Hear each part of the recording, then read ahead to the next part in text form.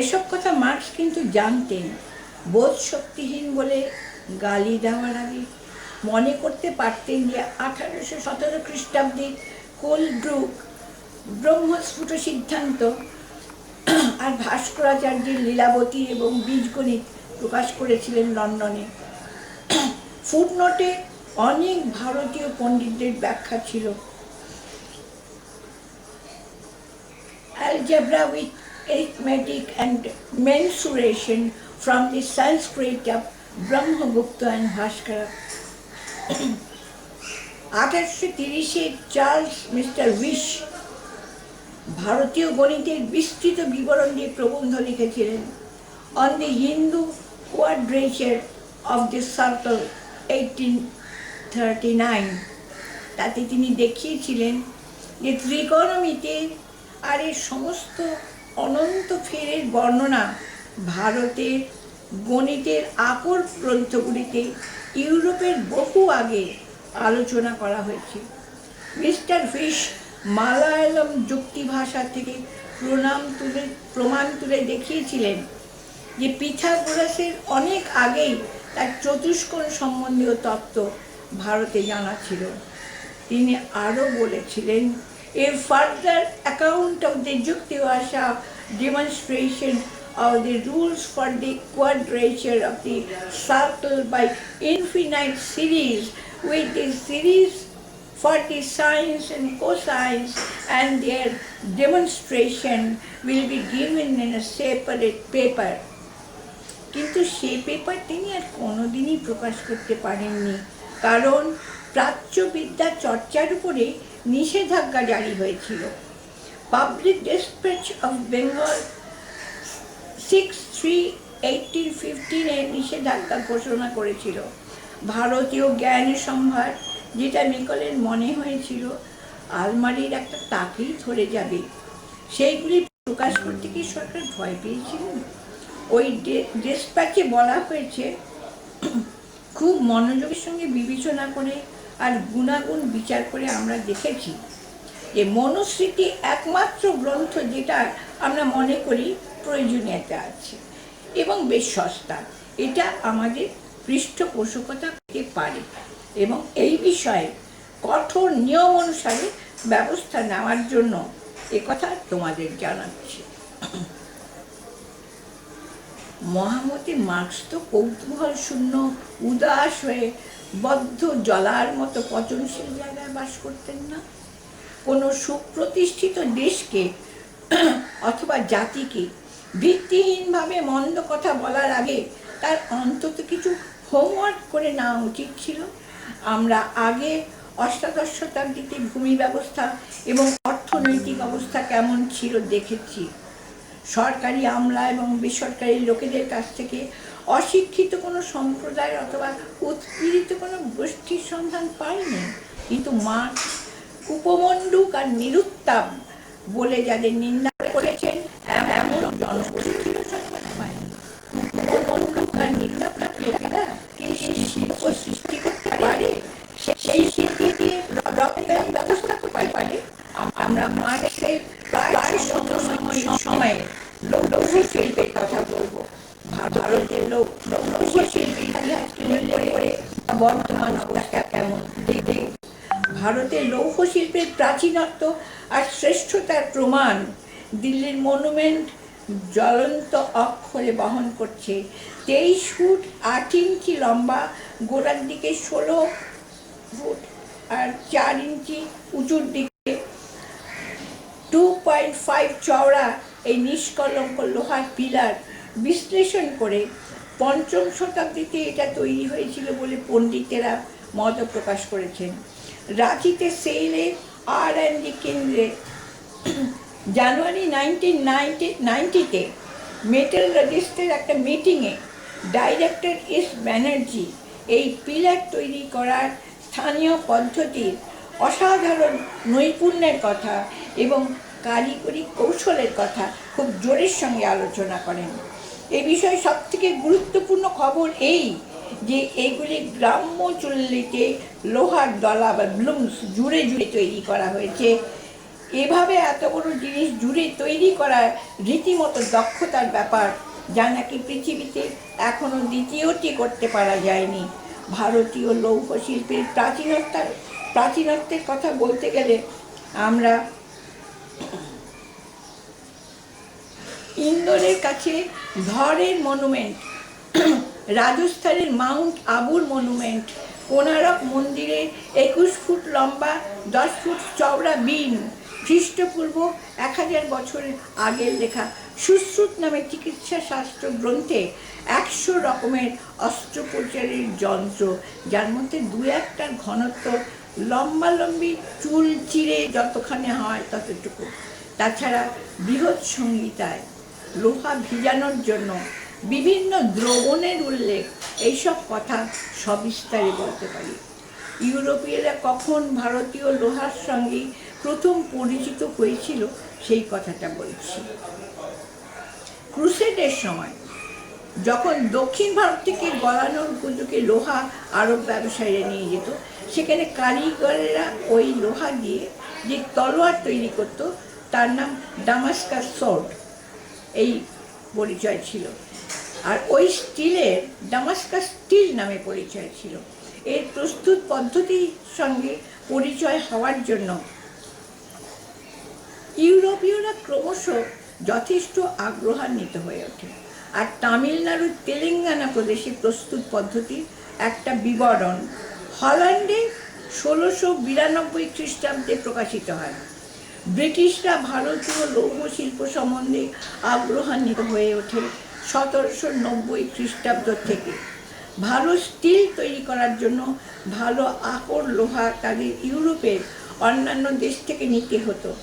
1790-এর বিভিন্ন পর্যটকের সংগৃহীত লৌহ শিল্পের প্রস্তুত পদ্ধতির সবিশেষ বিবরণে চাক্ষুষ সাক্ষ্য পরবর্তীকালে স্টিল প্রস্তুত পদ্ধতি একটা গুরুত্বপূর্ণ উৎস হিসেবে পরিগণিত হয়। American society for testing and materials নামে বইয়ে C.S. স্মিথের লেখা 4 আউটস্ট্যান্ডিং রিসার্চেস ইন মেটারোলজিক্যাল হিস্ট্রি শীর্ষক রচনা থেকে আমরা জানতে পারি যে 1798 খ্রিস্টাব্দে রয়্যাল সোসাইটিতে এই ডামাস্কাস স্টিল, যা উজ নামে পরিচিত ছিল, তার নমুনা পৌঁছানোর পর ইউরোপের বিভিন্ন দেশে এবং ইংল্যান্ডে এর বৈজ্ঞানিক বিশ্লেষণের জন্য ব্যাপক তৎপরতা শুরু হয় এবং এই অনুসন্ধানের ফলে পশ্চিমের মেটারোলজিক্যাল বিজ্ঞানের অগ্রগতির সূত্রপাত হয়। এ বিষয়ে আমরা আরও জানতে পারি যে progress in material science volume number 25 1980 যে ওয়ার্ডসওয়ার্থ অ্যান্ড O.T. শার্লির লেখা on bulat Damascus steel revisited, এই প্রবন্ধ থেকে এই সময়ের হিসাব থেকে আমরা জানতে পারছি যে 1790 খ্রিস্টাব্দে ভারত উৎপাদন করত 200,000 টন লোহা। রাশিয়া বাদ দিয়ে সমস্ত ইউরোপের উৎপাদন ছিল 173,000 টন লোহা। 1793-তে রাশিয়া একাই উৎপাদন করত 202,000 টন লোহা। 19বিংশ শতাব্দীর প্রথম দিক পর্যন্ত ব্রিটেন, জার্মান, সুইডেন আর রাশিয়ার উপর লোহার জন্য নির্ভরশীল ছিল। ব্রিটিশের ভারতীয় লোহার উপর তত্ত্ব তালাশ শেষ হওয়ার পরে এর গুণগত উৎকর্ষ বিচার করে নিজেদের সব প্রয়োজন মেটাতে ভারতীয় লোহাকেই ব্যবহার করার সিদ্ধান্ত নিল। ততদিনে সামাজিক ব্যবস্থা বিধ্বস্ত করে দেওয়ার ফলে গ্রামীণ শিল্পগুলি প্রায় বিলুপ্তির পথে চলে গেছে। এর প্রধান কারণ ছিল বনগুলি আর গ্রামের লোকেদের হাতে ছিল না। ইংরেজ সরকার তার দখল নিয়েছিল এবং প্রায় বিলোপ করে তুলেছিল। গ্রামীণ শিল্পীদের চুল্লির উপর ভারী কর বসেছিল আর কাঠ কয়লা দুষ্প্রাপ্য হয়েছিল। ইংরেজ কারখানা করে শিল্পীদের মজুর হিসেবে কাজে নিয়েছিল আর কাস্ট আয়রন বা পিগ আয়রন তৈরি করে সেটা ব্রিটেনে নিয়ে গিয়ে স্টিল তৈরি করা হতো। ভারত স্বাধীন হওয়া পর্যন্ত আদিবাসী সমাজে লোহা তৈরির অপূর্ব ঘরোয়া প্রথা আত্মরক্ষা করে থাকা সত্ত্বেও প্রিমিটিভ বলে দেশীয় বিশেষজ্ঞদের কোনো গুরুত্বপূর্ণ স্থান থেকে বঞ্চিত করা হয়। বিদেশি বিশেষজ্ঞ বিদেশি কলাকৌশল এদেশের পক্ষে উপযুক্ত না হওয়ায় এই মূল্যবান আকর বিদেশে পাঠিয়ে বিদেশ থেকে স্টিল আমদানি করতে হয়েছে। রসশাস্ত্র প্রভৃতি গ্রন্থের বক্তব্য কোনো বিজ্ঞানী বিশ্লেষণ বা পরীক্ষা নিরীক্ষা করে দেখেননি। একজন গবেষক দেশীয় প্রথাগুলিকে বিশ্লেষণ করে জানিয়েছেন যে দেশীয় প্রথার চুল্লিগুলির বিভিন্ন ধরনের গঠন প্রণালী এবং মাপ সারা দেশে একই নিয়মের অনুবর্তী। নকশার ব্যাপার দেখে বোঝা যায় যে কারিগররা লোহা গলানোর কাজে ব্যাপৃত ছিল। তাদের জ্ঞান খুব নির্দিষ্ট বিজ্ঞানের ভিত্তির উপর ছিল। উচ্চমাত্রায় তাপ সৃষ্টি করা যেত এবং তা খুব কষ্টসাধ্য ছিল না। তাপমাত্রা আয়ত্তাধীন রাখবার ব্যবস্থা এবং জ্ঞান ছিল, যাতে নির্দিষ্ট মানের স্টিল তৈরি করা সম্ভব হয়েছিল। ভারত এবং অন্যান্য কয়েক দেশে বিকেন্দ্রিক সমাজ ব্যবস্থার মতোই তাদের বিজ্ঞান শিক্ষা আর কারিগরি কর্মকেন্দ্রগুলি ছোট ছোট গুচ্ছে ছড়ানো ছিল।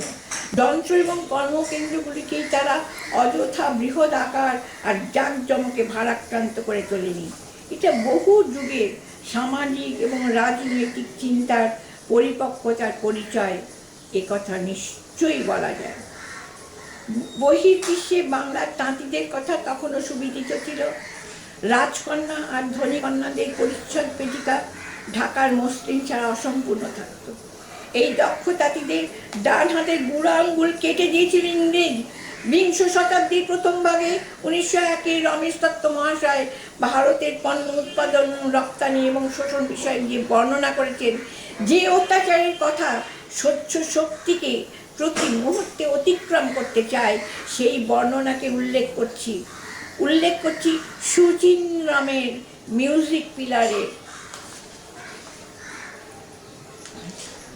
উল্লেখ করছি রুদ্রেশ্বর শিব মন্দিরের রামাপ্পা ব্রিক্সের।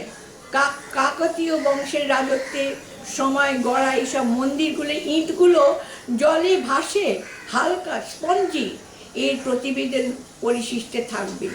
এগুলি উল্লেখ করছি কারণ কূপমণ্ডু, কুসংস্কারাচ্ছন্ন আর নিরুত্তাপ হলে কাঁচা মাল তৈরি, বিক্রয়যোগ্য শিল্প সম্ভার তৈরি, গবেষণামূলক বিবিধ তত্ত্ব তৈরি, চমৎকারিত্ব আছে এমন শিল্প সৃষ্টি এবং বাণিজ্য একই সাথে চালানো যে সম্ভব নয়, একথা বলার জন্য অনেক বিস্তারের প্রয়োজন হয় না।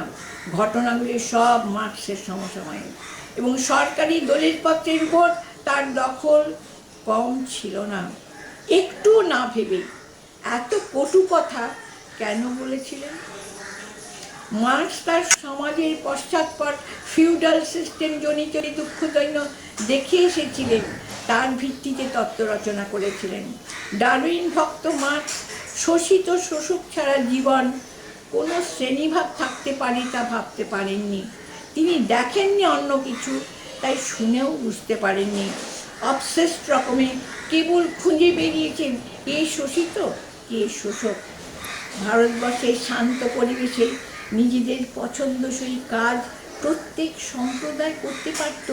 ক্ষুণ্ণবৃত্তি যে জীবনের একমাত্র উদ্দেশ্য নয়, অহংকার প্রতিষ্ঠা যে পুরুষার্থ নয়, এই কথা সমাজে প্রতিষ্ঠিত ছিল। নিজেদের রকমে চলতে চাওয়ার জন্য কেউ তাদের ট্যাঙ্কের তলায় পিষে মারত না। নিজেদের মত প্রকাশ করলে পাঠিয়ে দিত না মরুভূমিতে। ছাঁচে দিয়ে তৈরি করতে চায়নি মানব সমাজকে। আমরা দেখেছি সব থেকে নিচু তলার লোকও শিক্ষক, চাষি, সৈন্য, তাঁতি যে কোনো ক্ষেত্রে নিজেদের পছন্দ মতো বৃত্তি বেছে নিতে পারত। বাংলার মহান ব্যক্তিদের জীবনের থেকে তার দৃষ্টান্ত তোলা যায়, কিন্তু প্রয়োজন নাই। বুদ্ধি এবং বোধ শক্তিকে ভারতীয় সমাজে কখনো কোনো দাসত্বের বন্ধনে বাধা রাখেনি, কিন্তু মার্ক্সকে মানে তার মতবাদকে ইংরেজ ব্যবহার করেছিল নিজেদের স্বার্থ সিদ্ধির জন্য। তারা নিজেরা যদি মার্ক্সের মতবাদের সমর্থক থাকতো, তাহলে নিজেদের দেশে তার মতবাদকে রাজতক্তে বসাতে পারত। কিন্তু তা করেনি। তাদের বিপ্লবী প্রজারা, যারা গীতার শ্লোক আওড়াতে আওড়াতে হাসি মুখে ফাঁসিতে মঞ্চে ঝুলে পড়ে, তাদের বিশ্বাসের ভিত্তিকে গুড়িয়ে দেওয়ার জন্য তারা মার্ক্সকে ব্যবহার করেছিল ভারতের ট্র্যাডিশন ভাঙতে। কেমন করে ভেঙে গুড়িয়ে দিতে হয় অস্ট্রেলিয়া, আফ্রিকা আর আমেরিকায় তার নিদর্শন আমরা দেখেছি।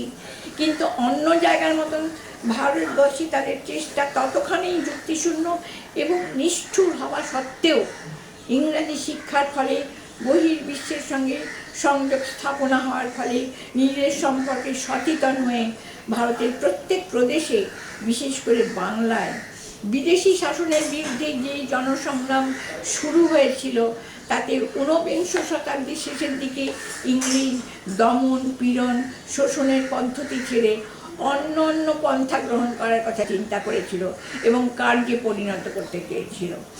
আমরা বাংলার ছোট লাট রিচার্ড টেম্পল এবং কার্জন সাহেবের উক্তির থেকে এই ব্যাপারটা বুঝতে চেষ্টা করব।